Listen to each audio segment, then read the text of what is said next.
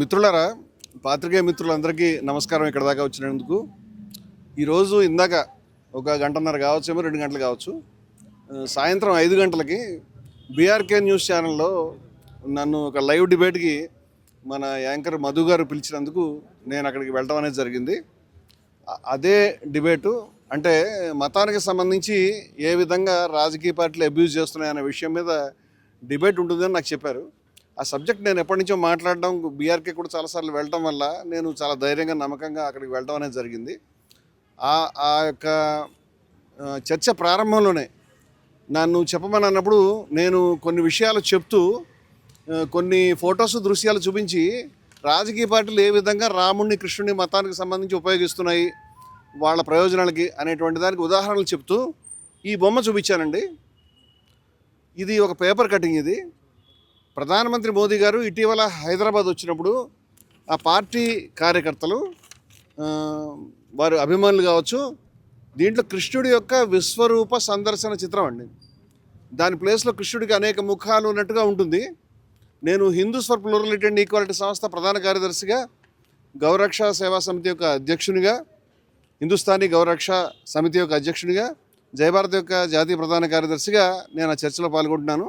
అంచేత హిందువుల మనసులో ఏ విధంగా గాయపడ్డాయి, నేను హిందువులకు సంబంధించి చాలా కార్యక్రమాలు, హిందూ సమ్మేళనాలు చేయడం కానీ, మా కార్యాలయం ఎల్బీ నగర్లో నెల నెల హిందువులకు సంబంధించి సనాతన కాహళి పేరు మీ ప్రసంగాలు ఏర్పాటు చేయడం కానీ, అన్నమయ్య ఇల్లు తిరుపతిలో కూలిపోయింది అనేటువంటి బాధలో 11.5 లక్షల మంది భక్తుల సంతకాలు సేకరించి ఆ భక్తుల సంతకాలతో రథయాత్ర చేయించే విషయంలో కానీ, కాశీనాయ అనే యొక్క క్షేత్రం కూలిపోయినప్పుడు కడప జిల్లా కలెక్టరేట్ని ముట్టడించే విషయంలో కానీ, అనేక విషయాల్లో మా సంస్థ, అన్నమయ్య కళాక్షేత్రం మా సంస్థ లీడ్ తీసుకొని అనేక సందర్భాల్లో మేము పనిచేస్తాం. చాలా హిందూ కార్యక్రమాలు చేస్తున్నాం.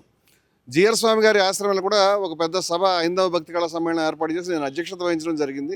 స్వామివారు పాల్గొన్నటువంటి కార్యక్రమం సారి చెప్తానని మళ్ళీ టీవీ స్టూడియోలోకి రావటం, వచ్చిన తర్వాత మళ్ళీ అదే ధోరణిలో వేలు చూపిస్తూ బెదిరించడం, మళ్ళీ చంపుతానని కొడతాను అనేటువంటి పద్ధతిలోనే మాట్లాడడం అనేది చూసి దాన్ని లైవ్ ఆఫ్ చేసి ఆయన్ని బయటికి పంపించడం అనేది జరిగింది. అక్కడ కూడా అతను చాలా దుర్భాషలు ఆడినట్టుగా నాకు తెలిసింది. ఆ వ్యక్తి నుంచి మాకు ప్రాణాలకు ముప్పు ఉంది. ఈ రకంగా కార్యకర్తలు తయారు కావటం, ఈ రకంగా అనేక మంది రోడ్ల మీద, అంటే బహిరంగంగా ఒక టీవీ ఛానల్ యొక్క లైవ్ డిబేట్లోనే ఒక మనిషిని కొట్టి చంపే ప్రయత్నం జరుగుతున్నప్పుడు, మరి అది కూడా ఒక సంస్థ, హిందూ సంస్థకు అనేక కార్యక్రమాలు, హిందూ సమ్మేళనాలు నిర్వహించినటువంటి మా రికార్డులన్నీ చూపిస్తాం. హిందూ సమ్మేళనం నిర్వహించిన వ్యక్తికి ఒక బయట ఛానల్స్లోకి వెళ్ళి మాట్లాడుతున్నటువంటి నేను ఒక రచయితని, ఎంతో కొంత మంచి పేరు ప్రతిష్ట ఉన్నటువంటి వ్యక్తి మీద అందరి ముందు ఈ సమక్షంలో దాడి చేయడానికి ప్రయత్నం, దాన్ని కొట్టి చంపుతానని చెప్పేటువంటి విధానం జరుగుతున్నప్పుడు రాష్ట్రంలో ఎక్కడైనా రక్షణ ఉంటుందో? ఇటువంటి వ్యక్తుల్ని పౌర సమాజం దూరం పెట్టాలి, ప్రజలు దూరం పెట్టాలి. అటువంటి వ్యక్తిని కఠినంగా, ఆ వ్యక్తి మీద నాకు ఎటువంటి కోపం కానీ, ఎటువంటి ద్వేషం కానీ వ్యక్తిగతంగా ఏమీ లేవు. కానీ కొన్ని విలువలకు సంబంధించిన మనం పనిచేస్తున్నప్పుడు ఇటువంటి వ్యక్తుల్ని బయట అలౌ చేస్తే కనుక సమాజం అనేది చాలా ఇబ్బంది పడుతుంది, చాలా తీవ్రమైనటువంటి పరిస్థితి వస్తుంది అనేటువంటి అభిప్రాయంతో ఈరోజు నేను పోలీస్ స్టేషన్లో, ఇక్కడికి వచ్చి బంజారాహిల్స్ పోలీస్ స్టేషన్లో కంప్లైంట్ చేయడం జరుగుతుంది. దీనికి సంబంధించి రేపు ఒక ప్రెస్ మీట్ కూడా కండక్ట్ చేస్తాము. దానికి సంబంధించి మిత్రులందరూ కూడా పిలుస్తామండి. థ్యాంక్ యూ మీరు ఇక్కడ దాకా వచ్చినందుకు. పోలీస్ అధికారులు ప్రస్తుతం డాక్టర్ గారి దగ్గరికి వెళ్ళి మెడికో లీగల్ కేసు కాబట్టి దీని మీద మీరు ఒకసారి ఉస్మానియాకి కూడా వెళ్ళమని చెప్పారు. అక్కడికి వెళ్తున్నాను నేను. అక్కడికి వెళ్ళి నా పాత ఎక్స్రేలు అని కూడా తీవ్రమైనటువంటి పరిస్థితి నాకు ఉంది, అది వారికి నేను వివరిస్తాను. ఇప్పుడు నా చేతిలో కూడా చూపించలేను. మేమే హిందూ సంఘం అండి. నేను హిందూ సంఘం, అనేక మంది హిందూ ఆచార్యులు, అంటే ఇప్పుడు నేను ఇక్కడి నుంచి టీవీ నుంచి ఇక్కడికి వచ్చే కాసేపట్లోనే చాలామంది మాట్లాడుతున్నారు. చాలామంది కూడా రేపు స్వాములు, ఆచార్యులు, మఠాధిపతులు, పీఠాధిపతులు కూడా మా సదస్సుకి వస్తారు. ఆ ఒక్క హిందువులే కాదండి, ముస్లింలు, క్రైస్తవులు, ప్రజాస్వామికవాదులు, ప్రజలందరూ కూడా వస్తారు. ఇప్పటికే రాష్ట్రంలో అనేక చోట మిత్రులంతా కూడా దీన్ని చెప్తా ఉన్నారు. మేము వాళ్ళందరితో కూడా రేపు ప్రెస్ మీట్లో మేము అందరి ముందు ప్రజెంట్ చేయగలుగుతాం. నమస్కారం. Thank you. దీన్ని ప్రజలకి చెప్పడము, ప్రజల ముందు చెప్పడం తప్పితే మేము పోయి అతని మీద దాడి చేయలేము, లేకపోతే మేము పోయి అతన్ని వెంటాడలేము, మేము ఎవరినైనా కొట్టడానికి ప్రయత్నం చేయలేము. అందుచేత అటువంటి విధానం మనది కాదు. కేవలం ఈ విషయం ఇలా జరుగుతోంది చెప్పడం. ఒకవేళ దీనికి సంబంధించి మా కార్యక్రమాలు ఆపే ప్రసక్తి లేదు. చంపినా సరే వెనక్కి తగ్గేవాళ్ళు. మా మతం అనేది నిర్భయత్వాన్ని బోధిస్తూ ఉన్నది. యతో వాచో నివర్తంతే అప్రాప్య మనసా సహా ఆనందం బ్రహ్మణో విద్వాన్ నా బిభేతి కుతశ్చనేతి.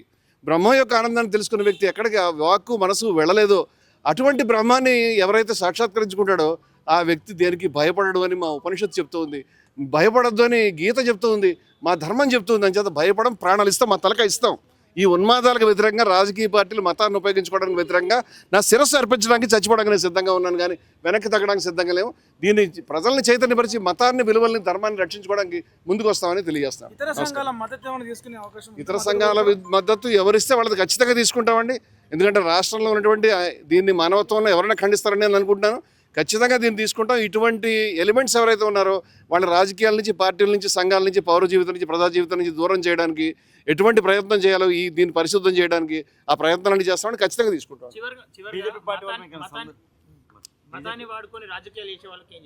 మతాలను చేసే రాజకీయాలు చేసేటువంటి పెద్దలకి నేను నమస్కారం చెప్తాను. ఈ పార్టీ, ఆ పార్టీ కాదు, అందరూ వాడుతారు. హిందూ, ఇస్లాం ఏదైనా కావచ్చు. మతాన్ని ఉపయోగించుకుని రాముడిని, కృష్ణుడిని, అల్లాని, ఖురాన్ని ఉపయోగించుకుని రాజకీయాలు చేయకండి. చాలా నష్టపోతున్నాము. మీ రాజకీయం మీరు చేసుకోండి, మీరు మంచి ప్రయత్నం చేసుకోండి. మీరు ప్రజలకు ఏం చేస్తారు? కరెంట్ ఇస్తారు, వీధులు, మంచి మంచి వీధులను వెడల్పు చేస్తారు, లేకపోతే ఆరోగ్య సౌకర్యాలు, విద్యా సౌకర్యాలు, అవన్నీ చెప్పండి ప్రజలకి. మీ కార్యక్రమం చెప్పి మీరు ఓట్లు వేయించుకోండి.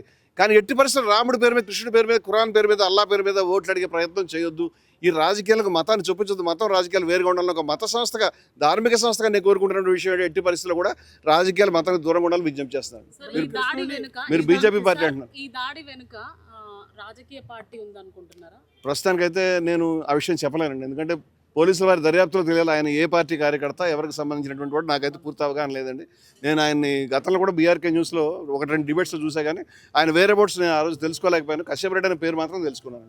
కొన్ని కోట్ల మంది దేవునిగా పూజించే కృష్ణుడిని తలకాయ అని ఏకవచనంతో సంబోధించడానికి దాడి జరిగిందని చెప్పేసి ఇప్పటికే సోషల్ మీడియాలో కొన్ని పోస్టులు. నేనేమంటే కృష్ణుని తలకాయ అంటే కృష్ణుడిని అవమానించడానికి కాదు, కృష్ణుడికి జరిగిన అవమానాన్ని చెప్పడానికి.